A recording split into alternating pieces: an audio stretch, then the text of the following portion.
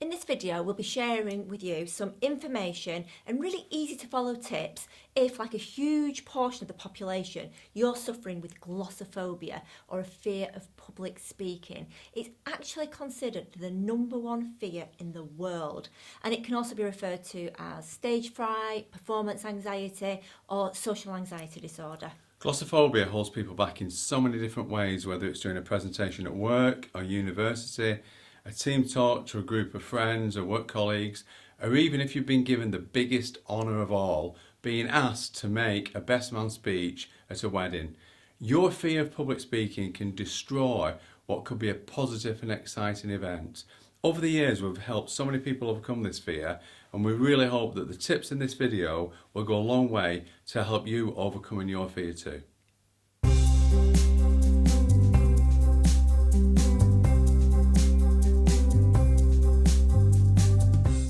Surprisingly, research results show that most people with glossophobia would rather die than speak in front of a group of people.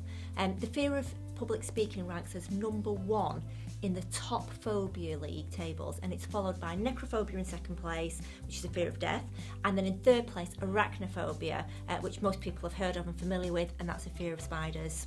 It's quite amazing, really, isn't it, that most people would rather die than public speak. It's unbelievable. It's unbelievable that it can affect you that much, that death seems a better option. But it really is. Anyway, the good news is that no one's born with glossophobia, and if you're not born with something, then you do not have to live with it. And that goes for any phobia, doesn't it? You're not born with any phobia. So whatever your phobia is, you can get over it because you weren't born with it. That's true. And glossophobia, because it is a learned behaviour, it's often learned as a consequence of speaking to a group of people and then feeling embarrassed. Probably the most common example we get with that is reading out loud in English class, mispronouncing some words, and subsequently the rest of the class laughing at you. Now, as adults, no one likes to feel humiliated or embarrassed, and a great example of that is if ever you've fallen over as a child. So, when you fall over as a little one, you fall down, you hurt yourself, and you get right back up again. But as an adult, the first thing you do if you fall over, no matter what the damage, no matter how much pain you're in, no matter how much blood there could be, the first thing you do if you fall over is you look around you and think, who saw me? I've done that. Yeah, me too. I've done that, yeah.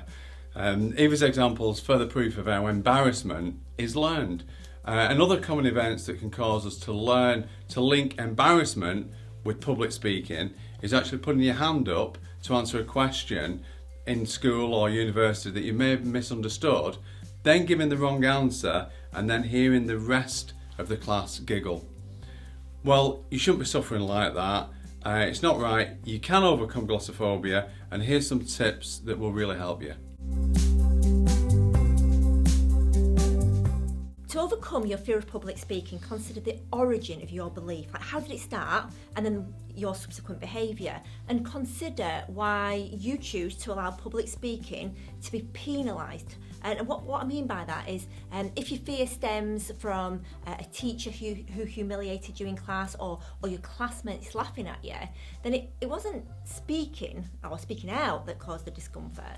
It was the teacher or the children. So what we would say to you is re-look at that situation so that you can take the emotion out of it and see it for what it was and not how it felt.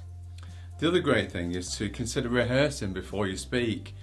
Might sound common sense, that, but our version is slightly different to just a rehearsal. What we want you to do is actually close your eyes and see yourself delivering a perfect speech to a warm and engaging reception by your audience, and doing this a number of times. And this helps build the confidence and gives your brain the message that you've already done it before, because your brain can't tell the difference between something you've actually done and something that you've strongly visualised or rehearsed.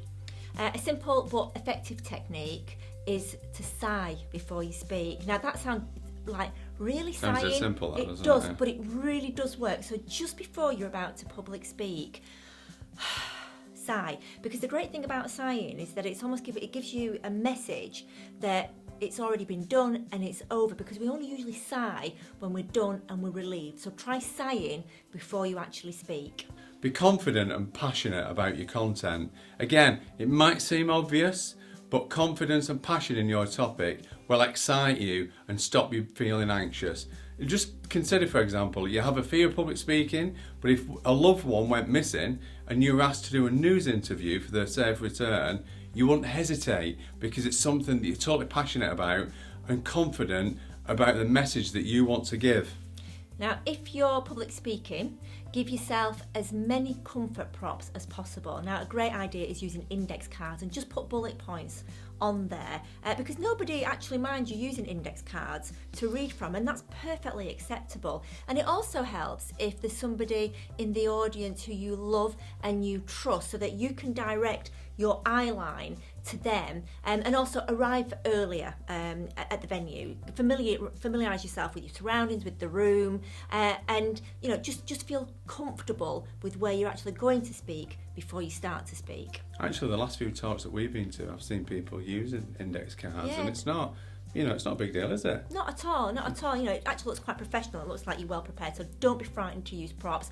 Don't be frightened to have people in there that you know and that you trust. And even ask them if you can rehearse with them before you actually do it. One of the things with the fear of public speaking is it's very similar to the fear of being judged. And we don't like being judged unfairly. But as adults, we don't really get that. Whereas as children, that's when it sort of happens, and that's when this fear is created.